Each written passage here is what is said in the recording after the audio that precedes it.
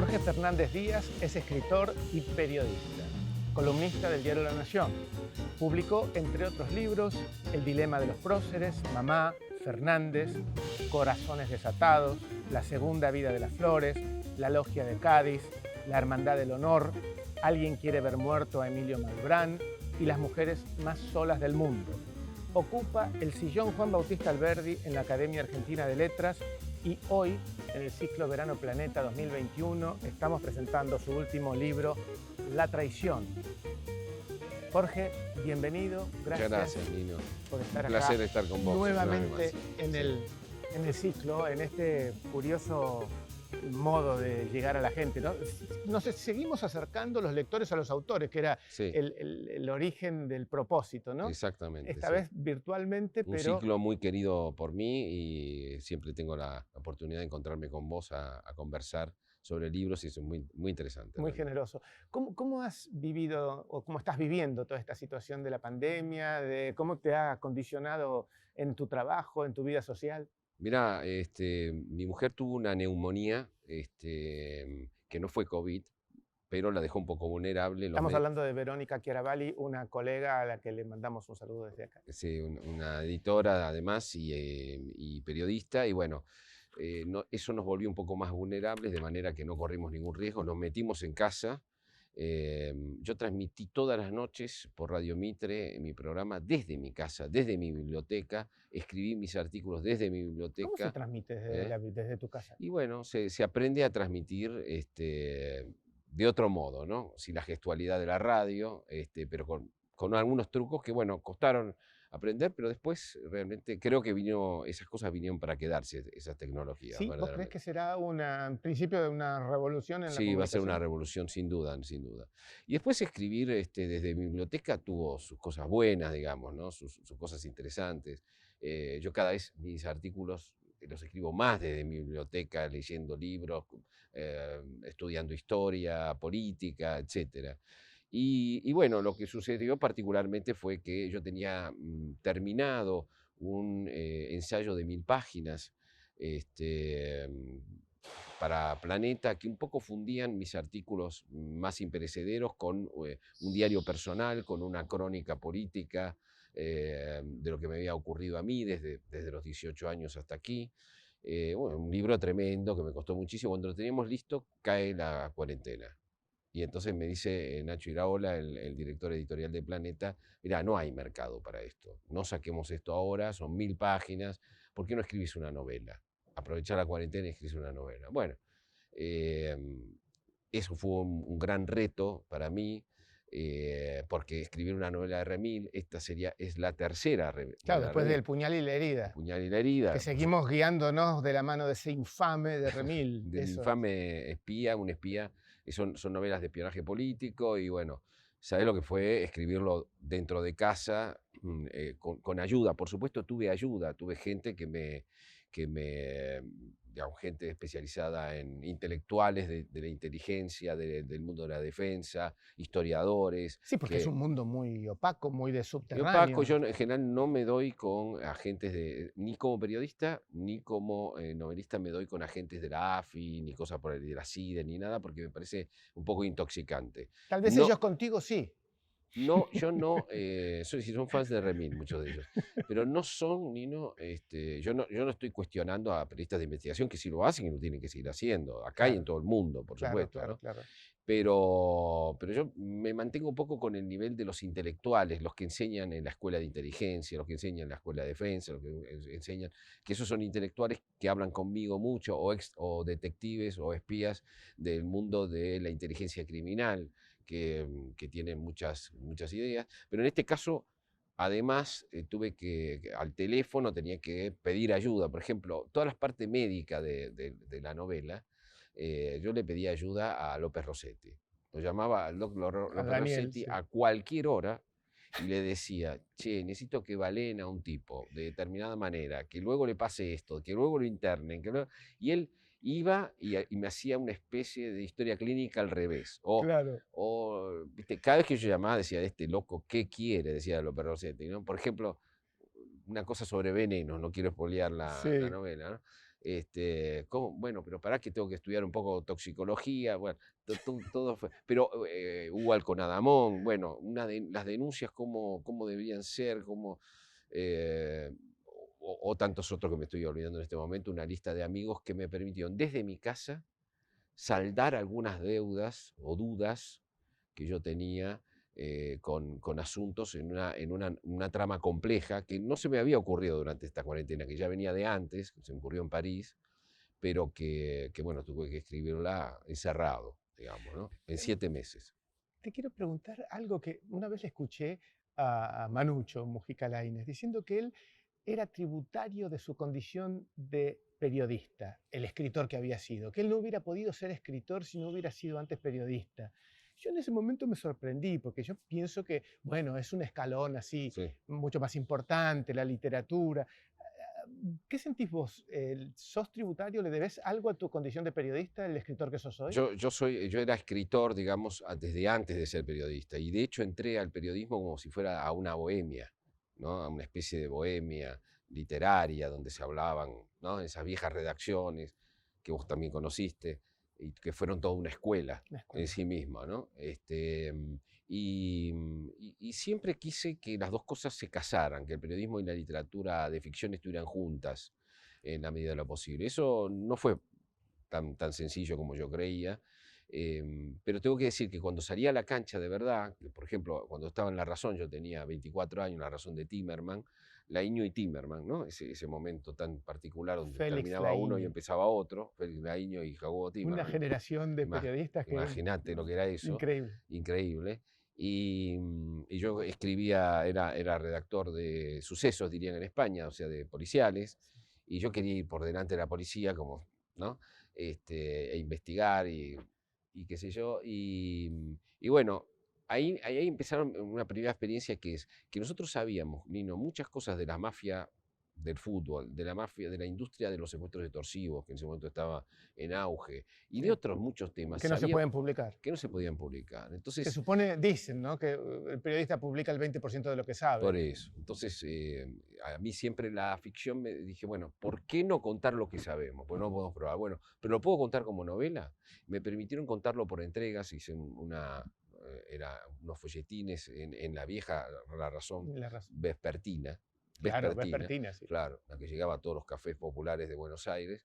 E hice varios folletines. Entonces, después volví a hacer lo mismo con la vida privada, ¿no? Es decir, la vida privada no podía contarse en los medios de comunicación porque nadie quiere desnudarse del todo y contar cosas, un amante, de esto, de aquello. Entonces, muchas veces para contar la verdad yo tenía que hacer literatura para contar lo que yo sabía. Y creo yo que llego a Remil, que es este agente de inteligencia, porque me permite, esa novela de espionaje político, me permite contar cosas que yo sé que son así, cuando se caen las máscaras, cuando se ve la trastienda del poder crudo, puro y duro, sin discursos, sin buenas intenciones, sin mentiras ni nada, ¿no? Así que así nació Remil y así siguió en la tradición. ¿Sos de alguna forma nostálgico de esa bohemia de los medios que vivimos? Sí, sí. Yo no extraño trabajar en las redacciones después de, este año cumplo 40 años, ¿no? En el periodismo. Pero yo hace 5 años que ya no estoy en las redacciones, donde me crié. Yo me crié en las redacciones. eh, de aquí, de Neuquén, de La Razón, en Abril, perdón, en Perfil, en Atlántida y en La Nación, ¿no? Y siempre encontré en esos lugares gente erudita, gente maravillosa, gente, bueno, algunos no muy recomendables, Sí. ¿no? Redacciones donde Bohemios, había mucho humo porque se fumaba alcohólicos, y tomaban. claro, mitómanos en Sí, algunos sí. casos, pero Y que te quedabas conversando sobre la inmortalidad del cangrejo durante horas y sí, esperabas sí, la sí, salida del diario, sí, ¿no? sí. Y Eso yo sí. lo que más extraño es esos grupos, ¿viste? Esas comidas, esas cosas, esos tiempos Sí, claro. muertos de la redacción, donde no eran tiempos muertos, eran No. tiempos ganados, donde vos escuchabas, se hablaba de Borges, discutía sobre, Sí, sobre la literatura negra, sí. sobre Proust, bueno, era, Y era la escuela del periodista, era, ¿no? era una escuela muy importante de periodismo. Después, por supuesto, al salirme, creo que mi vida pegó un salto cuando a mí me pidieron que reemplazara a Mariano Grondona, porque yo inmediatamente percibí, no porque me lo dijera nadie, porque nadie me lo dijo, pero yo percibí que esa columna tenía que ser una columna escrita desde la cultura. No podía ser un panorama político, por eso ya lo hacían otros compañeros, ¿no? Y que yo estaba un poco obligado a volver a estudiar. Y no, yo volví a Claro. estudiar lo que había estudiado a los 20 años, volví a leer a los pensadores nacionales, los llamados pensadores nacionalistas, marxistas, argentinos, volví a revisar la década del 70, volví a leer a los grandes revisionistas.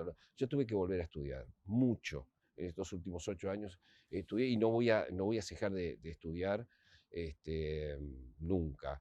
Y eso cambió mucho porque eso me obligó a convertirme en una especie de escritor político. Lo digo sin pretensiones. Yo no creo que esté haciendo un periodismo tradicional, ni mucho menos. Trato de responder en mis artículos con la cultura, con la historia, con la literatura. Este año yo usé mucho las analogías cinematográficas, o sea que también con el cine, que formó parte de mi vida. Es decir, es un trabajo muy intenso que me come mucho de mi Cuando uno vida. lee tus columnas, no solamente disfruta con el contenido, lo que estás diciendo, sino cómo está escrita. Sí. ¿Es algo muy natural en vos o te aplicás con mucho tiempo a Mira, escribir me mucho esa cuesta, no sabe columna? lo que me cuesta escribir eso. Me cuesta Y lo muchísimo. digo por comparación, ¿no? Porque me hago cargo de lo que digo. Sí. Uno ve una declinación En la en los prosa. medios, ¿no? Lo que pasa es que yo creo que el periodismo en la Argentina, por lo menos, no discute nunca la belleza de la prosa. Es Sí, decir, la exacto. belleza, es decir, lo estético que hay en una escritura. Simplemente está el contenido, si está bien argumentado, o si está bien informado, etc. Pero después hay un goce que tenemos cuando estamos tomando un café y leyendo una nota que nos llena Sí, el alma, sí. que no se discute en los congresos mundiales de periodismo, no se discute la estética, No. esa estética o esa belleza de la prosa. Y bueno, yo creo profundamente en eso porque es lo que a mí me hace bien.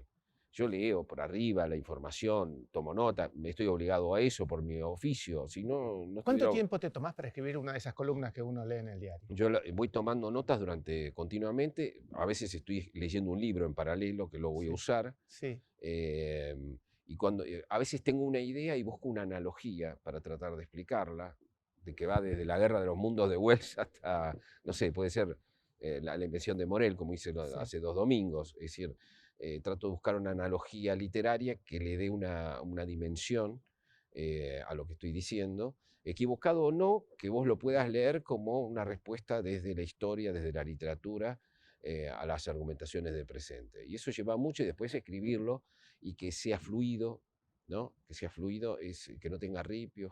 Eso es la maldición del escritor. Eso sí que te mata, porque yo no conozco otros columnistas que se tomen, yo te diría, 2 días para escribir Para la columna, escribirla. para escribirla, Sí, 2 días. más toda la Todo lo información, demás toda la antes, todo lo investigación que demás hiciste antes. Sí, antes. sí, la prepisa, le digo yo a lo Sí. demás, ¿no? Pero después hay que hacer la pizza, ¿Y ¿no? te pasa que cuando la ves publicado, ay, este, Sí, siempre me parece una siempre, ¿eh? porquería. Sí, Sí, sí, no, sí. no, no, no, no, digo que uno pasaría corrigiendo su vida, ¿no? Porque Bueno, siempre le claro, ese es, encontrás como algo. decía Reyes, ¿no?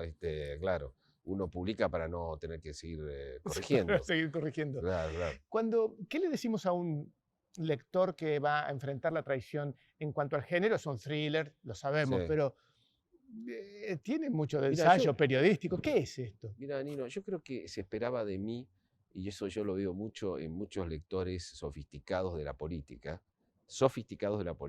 no me refiero a ciudadanos de a pie o a lectores de a pie, sino esos que son sofisticados, Sí, ¿no? De la política. Y yo creo que esperaban de mí una novela política. Pero, ¿sabes cuál es el problema? Que para mí la literatura de ficción es juego. Lo que hago como escritor político no es juego. Es un trabajo tremendo. Y yo me lo tomo muy, muy en serio y me cuesta muchísimo. Ahora, quiero siempre que la literatura sea lúdica, que yo pueda escribir de manera lúdica. Yo recordaba la otra vez que me pidieron un texto sobre los grandes cronistas policiales de la Argentina, y me pidieron un texto, y yo me encontré diciendo la verdad. Dice, si vos me hubieras preguntado a los 8 o 9 años qué quería ser de grande, y yo no te hubiera dicho ni director de cine, como quise ser después, ni escritor, como quise ser inmediatamente, ni periodista, ni por asomo, si no te hubiera dicho detective, ¿no? Es curioso esto, ¿no? ¿Sí? El detective como el tipo bueno, que entra dentro de ese género, qué sé yo.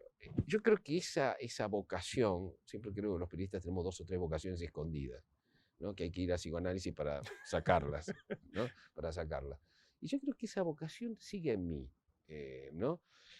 Yo he escrito novelas de aventuras con la historia, he escrito biografías qué sé yo, la historia de mi madre es una historia de aventura, de alguna Sí. manera, digamos, ¿no? He escrito en los géneros, soy un escritor tengo debilidad por los géneros.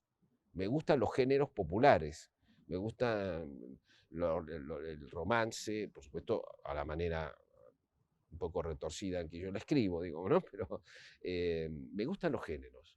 Y creo que la novela de detectives es una debilidad que viene de la infancia. Después, por supuesto, tuve un momento donde yo solamente leía policiales, tuve que desintoxicarme porque fue un momento muy, muy fuerte, ¿no? Y Sí, entonces, será un juego y es lúdico, pero sigue uno siendo un cuando juego, lee, irremediablemente el lector está relacionando con situaciones es de la verdad, es verdad. actualidad, de Yo verdad. quería crear un detective creíble en la Argentina, algo que Borges en el 33 dijo que no era posible. ¿Por qué? Como tantas cosas que vio, la vio antes, digamos, ¿no? Porque el ánimo argentino no es como el anglosajón a favor de la ley. Un delator acá es un buchón de cuarta, en un mundo anglosajón Es un es un ciudadano ciudadano probo, ¿no? honorable. Honorable y probo.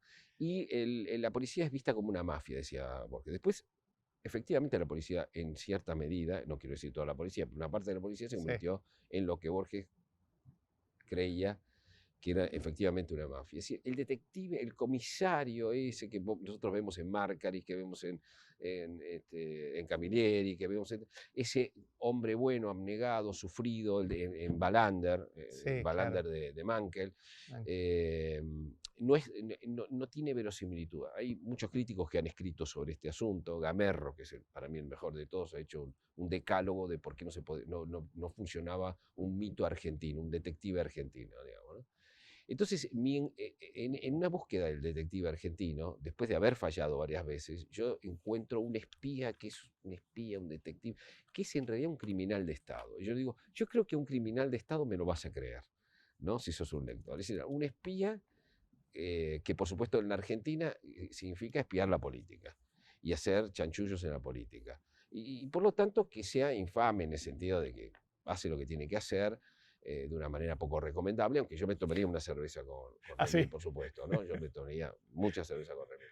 Eh, y me parece a mí que el gran orgullo, Nino, porque hemos hablado varias veces y hemos presentado juntos tanto El Puñal, La Herida, y Sí. ahora estamos presentando La Traición, el gran orgullo es que voy a un lugar y me dicen, Remil tal cosa, Remil tal otra, o ¿por qué Remil tal otra? O llego a España y entro en el país de Madrid y toda la cúpula del diario son fans de Remil.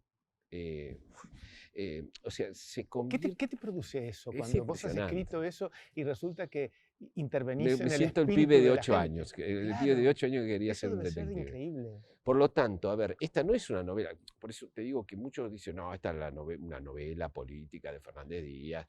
No, no, es una novela de detectives sobre la política. Ahora, ¿por qué es verosímil? Y Por lo que vos preguntás. Es verosímil porque, porque, digamos, el mundo Remil es una realidad virtual. Pero es una realidad virtual, es decir, no es la realidad, pero es una realidad tremendamente parecida y equivalente, donde suceden cosas, un terreno donde suceden cosas que nosotros sabemos que suceden, ¿eh? Siempre dentro de un género. Ese género quiere decir persecuciones, suspenso. ahora, ¿cómo se instala afuera? Porque eso que estás pintando, como decía García Márquez, en Latinoamérica es más fácil hacerles creer una fantasía, pero tiene repercusiones fuera, donde la realidad es distinta, Sí. porque estas cosas son más creíbles entre nosotros, ¿no? Claro, porque Nino, uno se podría preguntar, ¿es tan frondosa y escandalosa la realidad política argentina, y hay tanto desastre, escándalo, quilombo, todo el tiempo, que uno dice, ¿qué vas a necesitar hacer además, crear una realidad virtual Sí. donde si nunca vas a poder superar la No, realidad? claro. Bueno, en cierta medida es cierto. Lo que pasa es que cuando vos entras en esta realidad virtual, vos sentís que muchas cosas que viste o estuvieron cerca tuyo están explicadas desde atrás. Y están explicadas en su intimidad y en su interrelación. Entonces me parece que en ese sentido funciona. No es que yo lo tenga totalmente consciente. Yo escribo lúdicamente. Esto se me ocurrió en París, esta historia Sí. se me ocurrió porque estuve dos meses en París, becado, y cuando viajaba de París a Sevilla a dar una charla en el aeropuerto de Orly. Yo digo, se me ocurre esa pregunta que se me ocurre siempre en un thriller político. Yo creo que voy a hablar de alguien que no me gusta a mí, que es Tom Clancy. A mí no me interesó No nunca te Tom gusta. Clancy, pero es canónico en el sentido de que es un thriller político que aquí no tiene tradición en la Argentina y que en el mundo anglosajón lo tiene, ¿no? Un thriller político es una pregunta respondida, contestada con imaginación más conocimiento. Esa pregunta, por ejemplo, en La Casa del Octubre Rojo, que es una película bastante decente, una vieja película de los Sí. 80, bastante decente, con Alec Baldwin y Sean Connery, es parte de una pregunta. ¿Qué pasaría si un comandante de un submarino ruso cruza la línea y avanza con sus misiles nucleares hacia Estados Unidos sin dar explicaciones? ¿Qué pasaría? ¿Cómo reaccionaría Rusia? ¿Cómo reaccionaría Washington? ¿Cómo reaccionaría? ¿Qué pasaría?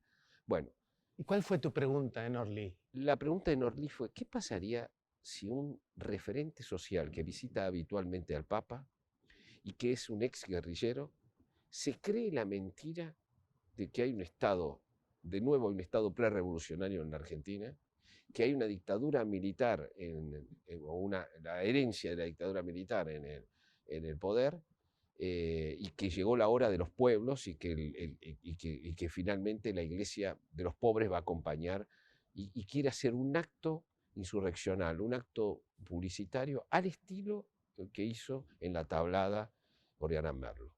¿Qué pasaría?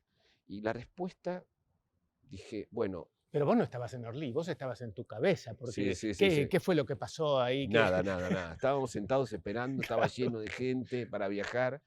Viajamos mal. Pero Orly, además Orly para mí siempre ahí habían transcurrido muchas historias de espionaje que yo había Claro, leído. claro. Y dije, ¿qué pasaría si? Y creo que el Vaticano, alguien para ayudar al Papa, trataría de contratar un servicio de inteligencia paralelo para que tratar de que las cosas no llegaran a mayores y no le manchen la sotana al Papa, digamos, ¿no? El puñal, el original del puñal se lo diste a Arturo Pérez Reverte, Sí, sí, sí. que es un gran amigo tuyo. Un gran amigo, sí, sí. ¿Tuvo algo que ver con la traición, Arturo? Sí, porque cuando llegué a Sevilla, que es cuando dimos esta charla, era un seminario sobre España interesantísimo, interesantísimo, que Verónica y yo fuimos y no pudimos evitar anotar todo lo que íbamos de invitados, pero nos sentamos y era tan interesante lo que decían que empezamos los dos a anotar cosas porque hablaban eruditos de Claro, izquierda, derecha, claro. fue realmente extraordinario. Pero íbamos todas las noches a comer con Arturo. Y yo le cuento la idea esta germinal, ¿no? Entonces empezamos a discutir esta historia. Y después yo me di cuenta junto a esta historia estaba necesariamente un friso de progresistas que habían dejado de ser progresistas porque habían aceptado que la corrupción estaba bien, que se plegaban a estrategias autoritarias, setentistas que creían, porque aquí hubo una gran glorificación del setentismo, de Montoneros, principalmente de Montoneros, ¿no? De Arp también, pero principalmente de Montoneros. Esos muchachos que peleaban por la democracia, ¿no? Por la democracia no peleaban. Vamos a empezar por ahí. No peleaban por la democracia. Peleaban por una dictadura del proletariado o dictadura popular, según si eras más nacionalista o más Claro. guevarista en ese momento, digamos, ¿no? Es decir, hay una especie de adulteración y de juego irresponsable y de enajenación creado ¿no? De que estaban bajo una dictadura, que había condiciones revolucionarias, eh, digamos, que se metían presos corruptos porque estaban en un revanchismo estilo la Revolución Libertadora. Todo mentira, todo era virtual. Eso sí que era un juego virtual, pero bueno, alguien podía tomárselo en serio, ¿no?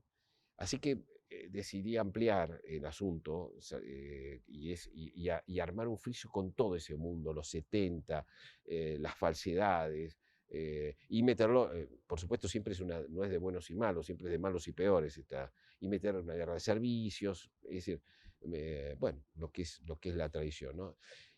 El problema es que esta novela, al revés, tiene dos características que no tenían las anteriores. Primero, transcurre en la pura actualidad, en un andarivel de actualidad periodística.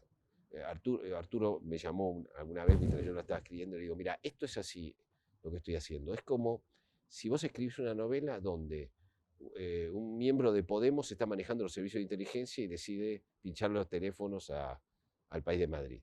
Y está dicho en estos términos y pasa en estos términos. Dice, es la actualidad caliente, no es que es un gueto como el narcotráfico, la narcopolítica en el Puñal, o como un feudo provincial o patagónico en... ¿Cuántas de las cosas que escribiste se transformaron en vaticinios que se cumplieron?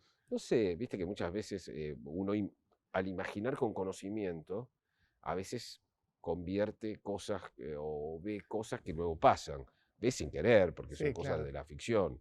Acá todo esto es inventado, es absolutamente inventado. Los personajes, las situaciones. Lo que pasa que todo tiene un equivalente en el mundo real. Entonces a vos todo te suena que está ocurriendo acá. Y otra cosa distinta que tiene esta novela es que yo quería que fuera una novela corta. Yo no quiero seguir haciendo tochos, como dicen Sí. los españoles, de Remín. Creo que Remín es una serie ya, y como serie tiene que tener un formato más corto e intenso. Eso me obligó también a estudiar mientras estaba en cuarentena. Pero digo, ¿cómo se mantiene la misma intensidad con los personajes y la trama que en una novela mediana que en una novela larga? ¿Cómo se hace? Entonces recordé algo que hacía mucho tiempo que yo no leía, que era Georges Simenon, las novelas de Maigret, Claro, ¿no? Que son novelas más más pequeñas pequeñas. todavía que la tradición. Pero el recuerdo que yo tenía era que eran por lo menos novelas medianas y que tienen una intensidad y que era capaz de mostrar un ambiente, un personaje con pocas pinceladas, que era un pintor. De hecho, hoy es considerado el Balzac del siglo XX, en Francia, ¿no? Claro. Simenon. Así que estudié 8 novelas para ver no para copiarle el estilo en el sentido de la voz, sino No. para ver cómo hacía las elipsis, cómo los personajes quedaban pintados y eran uno muy diferente al otro, porque es muy, muy interesante eso en las novelas, ¿no? Cuando hay novelas en esta novela hay muchos personajes, pero vos sabés, Muchísimos, claro, sí. pero era muy necesario que cada uno tuviera características Una muy identidad. diferentes y hablaran muy diferentes y tuvieran, bueno, estuve estudiando eso. Imagínate, un loco en medio de la cuarentena haciendo esta novela. En algún lugar leí que decías que tus novelas eran de alguna forma el reverso de tu condición de columnista, Sí, ¿no? sí, en verdad creo que lo es, y en esta última particularmente lo es, ¿no? Porque en Sí, esta claro, en esta última, última se nota más que en las anteriores. claro, porque esta última, digamos, todo este estudio que yo hago sobre las falsificaciones históricas que hay sobre los 70, que son realmente cada vez más escandalosas, ¿no? Yo no me metería con los 70, de hecho no me metí hasta ahora, digo, lo que pasa es que los ideales de los 70 son reconstruidos para hacer discurso, para usarse de discurso en el presente. Eso quería Sí, preguntarte. Recién hiciste una crítica a los progresistas que hacen oídos sordos a las acusaciones de corrupción o de sí, autoritarismo. Vos has tenido un origen de izquierda. por supuesto, sí, sí. Y después Esos ideales a los que vos te referís sí. siguen en tu persona vigentes. Los del progresismo sí, los del verdadero progresismo sí. Alguien ahora no puedo estar de acuerdo con gente que la palabra progreso les parece de derecha, la palabra mérito les parece de derecha. Por supuesto, igualdad de oportunidades todo el mundo quiere, pero tirar el mérito, tirar contra el mérito, contra el desarrollo y contra el progreso me parece reaccionario, profundamente reaccionario, ¿no?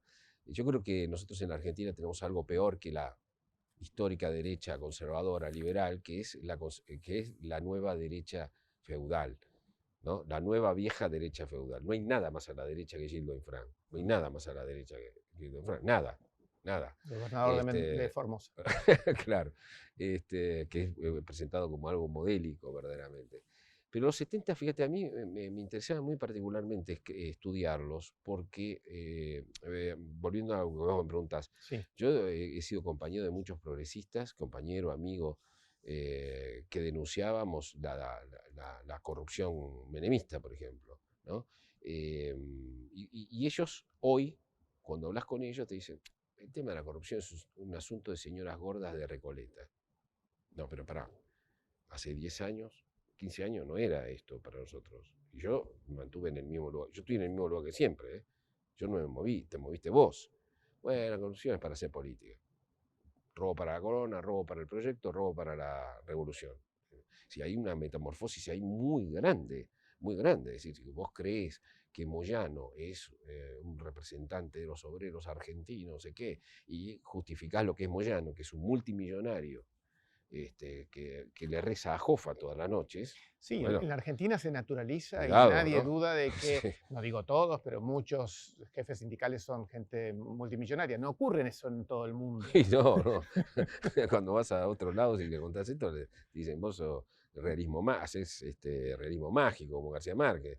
Porque no, eso no es creíble. Ahora, en los 70, Nino, es muy interesante, porque los 70 se empiezan a estudiar ahora en las escuelas Sí. y en las facultades, y hay un, no quería meterme en esto, pero me voy a meter en este asunto. Adelante. ¿Sí? Em, yo creo que a partir de 55 y a partir del trabajo de John William Cook, primero, y de todos los que del marxismo y desde el nacionalismo confluyeron en la reescritura de la historia, incluso reescribieron a Perón. Reescribieron a Perón. No es que Perón dominaba el asunto, le reescribieron las cosas. Por ejemplo, la idea de un socialismo nacional se la tuvieron que implantar a Perón. Puiggrós se la tuvo que pedir a Perón. Perón no le interesaba nada, ni el revisionismo, él quería estar por encima de todos, lógicamente, ¿no? Podríamos irnos, pero no nos vamos a ir por las ramas. Lo que yo te digo es esto, que el marxismo y el nacionalismo reescribieron a Perón a su manera, con grandes conflictos y grandes mentiras y grandes falsificaciones. Y luego, la postdictadura, también hubo un relato, siempre por etapas, que primero lo hicieron algunos, después lo hicieron otros, finalmente lo institucionaliza todo ese gran relato completo del 55, desde John William Cook hasta hoy, diríamos hasta Berbisky, ¿no? Todo este relato lo institucionaliza el kirchnerismo, desde el Estado, y con las facultades, y entonces es un modo de pensar. Ese modo de pensar es pensar el mundo, es un modo de pensar, está lleno de supersticiones, de reglas, de enemigos, de un montón de cosas. Si todo este relato nos hubiera llevado a un país, y yo creo que es el relato hegemónico, ¿no? Es decir, por eso que creo que los 70 son al siglo XX lo que la generación del 80 fue al siglo XIX. Es decir, impusieron los 80, del 36 y del 80, imponen una hegemonía. Y estos imponen una contrahegemonía, ¿no? Por eso es que a mí me parece importante desmontar las dos hegemonías, ¿no? Los grandes historiadores profesionales en el 83, con la llegada de Alfonsín, llegaron a la conclusión, Hilda Sábato, muchos, bueno, integremos, la historia es revisionistas más liberales, no liberales, ¿no? Claro. Integremos. Bueno, yo lo que creo que ahora hay un relato grande, enorme, que llega a la literatura también, y que ese relato es una cárcel mental. Nosotros no podemos desarrollarnos porque vivimos esa enorme superstición Que nadie puede sacar los pies del plato. Claro, y además que atraviesa las clases medias, las burguesías ilustradas, atraviesa todo, digamos, ¿no? Es un gran relato, es un relato extraordinario, y yo tengo enorme respeto por esos escritores, porque han reescrito, ojo, han reescrito la historia, me saco el sombrero. Ahora, considero una obligación discutir esa. No hay, los setentistas siempre son buenos en las novelas argentinas, en términos generales, digo, no, hay excepciones. Los progresistas, todos nos consideramos progresistas, entonces son buenos. Los malos son los ricos, los buenos son los pobres. Es decir, hay una serie de categorías muy burdas, pero que están de hecho en la cultura argentina y específicamente en las novelas. Por eso un amigo, no puedo decir porque Gonzalo Garcés, que es también un gran escritor, dice, pero esto es gravísimo, porque es una novela popular donde por primera vez se cuestiona a las vacas sagradas. No se las cuestiona, porque sigue siendo una novela de detective, no jodamos, no estoy haciendo un tratado acá. Sí, en algún momento lo voy a hacer, pero no es este el caso, digamos. Mencionaste recién a Perón y como el personaje, o quien aparece acá muy fuertemente aludido, es Bergoglio. Sí, Y te escuché decir a vos sí. que vos crees que Bergoglio hubiera preferido ser Perón a ser Papa. Yo creo que sí, yo creo que sí. Los que lo han tratado muchísimo te dicen, mira, es como hablar con un intendente del conurbano bonaerense. O sea, sus preocupaciones son tremendamente políticas y no pastorales o Sí, y cosas por el sus gestos, por mínimos, y también sus son gestos, de lectura y política, sí. sí, sí, absolutamente. No, yo lo elijo porque él fue, digamos, él quiere escabullir un poco el bulto, pero él es el que de alguna manera convence a los dos peronismos de ir juntos, eh, pone toda una cúpula nueva en la iglesia que le responde, que son todos partidarios, están al borde de hacer lo que siempre dijeron que lo iban a hacer, que es política partidaria, al borde, y muchas veces pasa al borde, ¿no? Desborda. Eh, y bueno, entonces, digamos, un conservador popular como Bergoglio, curiosamente, que responde a otro conservador popular, idealmente que era Perón, se convierte en un progresista en la Argentina y conduce una santa alianza progresista donde están los setentistas, es una ridiculez absoluta. Es lo que vos Eh, llamás la nueva Santa la Alianza. nueva Santa Alianza, sí, yo la quise poner acá pero te digo, a ver, el propio Bergoglio es el inventor, el que, digamos, es el que compra el lawfare, la teoría del lawfare, que como dice prestigiosísimos constitucionalistas, es un disparate, es un verdadero disparate jurídico y político. Eh, bueno, entonces, digamos, me pareció un personaje, ya estaba, ¿te acordás? En La Herida, En la ¿no? herida, Donde se sí. le había perdido pero menos implicado políticamente. Siempre es un fantasma, porque no es que aparece Bergoglio, ¿no? Pero sí aparece algún personaje que están cerca de él, ¿no? ¿Has tenido repercusiones ya que te han llegado devoluciones de los lectores Devoluciones sí, sí, y devoluciones, pero no, todavía no la iglesia argentina que dijo? No no, sabes. no, no sé nada. Bueno, contame, A ver, tampoco me quiero meter con la iglesia argentina. En la iglesia argentina yo conozco un montón de cuadros del catolicismo, curas que están horrorizados con las cosas que hacen los bergolistas, ¿no? claro, No lo pueden creer. Y tienen un miedo bárbaro, ¿no? Vos seguro. decís una cosa y te mandan a Sí. Mozambique, Además es ¿no? la única monarquía absoluta que existe sobre la Claro, Tierra. Así que, absolutamente, ¿no? ya para ir finalizando, Jorge, Remil, Sí.